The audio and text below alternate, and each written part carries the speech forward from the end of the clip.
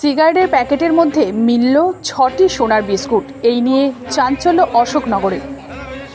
অশোকনগর থানার দোগাছিয়া থেকে আনুমানিক ৬.৫ লক্ষ টাকার সোনার বিস্কুট সহ ৩ জনকে গ্রেপ্তার করল অশোকনগর থানার পুলিশ। একটি সিগারেটের বক্সের মধ্যে সযত্নে সাজানো ছিল সোনার বিস্কুটগুলি। ধৃতদের কাছ থেকে উদ্ধার হয়েছে একটি আগ্নেয়াস্ত্র, কয়েক রাউন্ড গুলি এবং একটি ছুরি। তবে ঠিক কী উদ্দেশ্যে তারা এই দোগাছিয়া এলাকায় ঘোরাফেরা করছিল তা এখনও পরিষ্কার নয় পুলিশের কাছে। ধৃতদের গ্রেপ্তার করে আজ 10 দিনের পুলিশ হেফাজত চেয়ে বারাসাত আদালতে পাঠানো হয়েছে। ইংরেজি 27/11/2024 তারিখে রাত্রেবেলা একটা ইনফরমেশন আসে ওসি অশোকনগরের কাছে যে ওখানে সামনে দৌগাছিয়া বলে যে জায়গা আছে অশোকনগর থানা অন্তর্গত, আমাদের ফোনটা আসছিল যে ওখানে একটা চিল্লাচিল্লি চলছে, 3টে লোককে সন্দেহভাজন ধরে রেখেছে এবং পুলিশ পাঠানো। এই খবরটা পেয়েই এখান থেকে পুলিশ রওনা হয়ে যায় এবং ওখানে পৌঁছালেই ওখানে যে আছে সাদ্দাম মণ্ডল দোগাছিয়ার বাড়ি, তার সাথে কথাবার্তা হয় এবং আরও লোকজন ছিল তার সাথে ওখানকার স্থানীয় ক্লাবে। এবং তদন্তে জানা যায় যে ওরা রাত 10:45 নাগাদ গতকালকে ক্লাবের সামনে বসেছিল এই সাদ্দাম মণ্ডল এবং সাথে কিছু লোকজন। হঠাৎ করে একটা গাড়ি আসে দ্রুতগতিতে এবং ওদের থেকে একটু দূরে গাড়িটি দাঁড়ায় এবং গাড়ি থেকে খুব চিল্লাচিল্লির শব্দ শুনে এই সাদ্দাম মণ্ডল সঙ্গে আরও বন্ধুবান্ধব নিয়ে ওরা এগিয়ে যায়। এগিয়ে গেলে দেখে 3টে লোক যাদের আনুমানিক বয়স সব 35-36 এরকম, একটা 3 জনের মধ্যে ধস্তাধস্তি চলছে।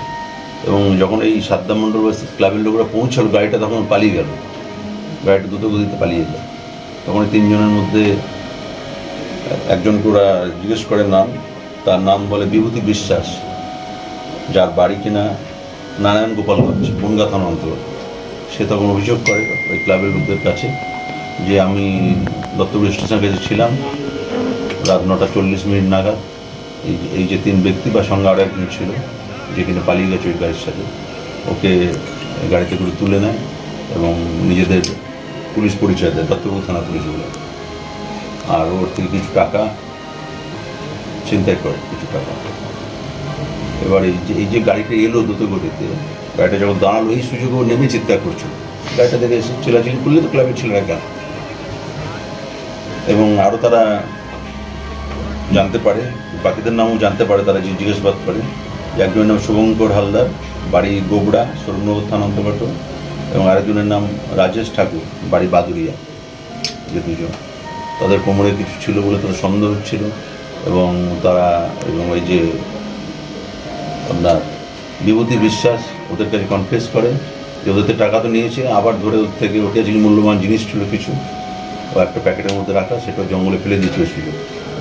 এটা বললে পুলিশ তো পৌঁছে যায়, এরপর একটা লিখিত দেয়, লিখিত দিলে সেইভাবে লিখিতটা নিয়ে থানাতে পাঠিয়ে দেয় আমাদের পুলিশ স্কোয়াড দিয়ে, মেসেঞ্জার দিয়ে, এবং কেস স্টার্ট হয়।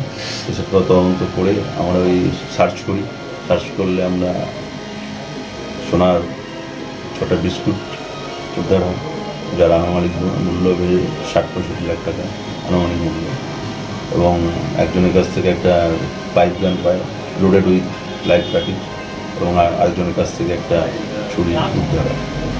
এরপর এখন তদন্ত চলছে। আজকে আমরা পাঠাবো 3 জন আসামিকে, আমরা 10 দিনে পিসি প্রয়াস পাঠাবো। এবার লার্নেট কোর্ট যে কদিন পিসি দেবে, পিসি কোর্টে আমরা আরও জিজ্ঞাসাবাদ করে বলতে পারবো যে কোথা থেকে পেলো বা কী পেলো। অশোকনগর থেকে জয়ন্ত কর্মকারের রিপোর্ট, নিউজ টুডে লাইভ।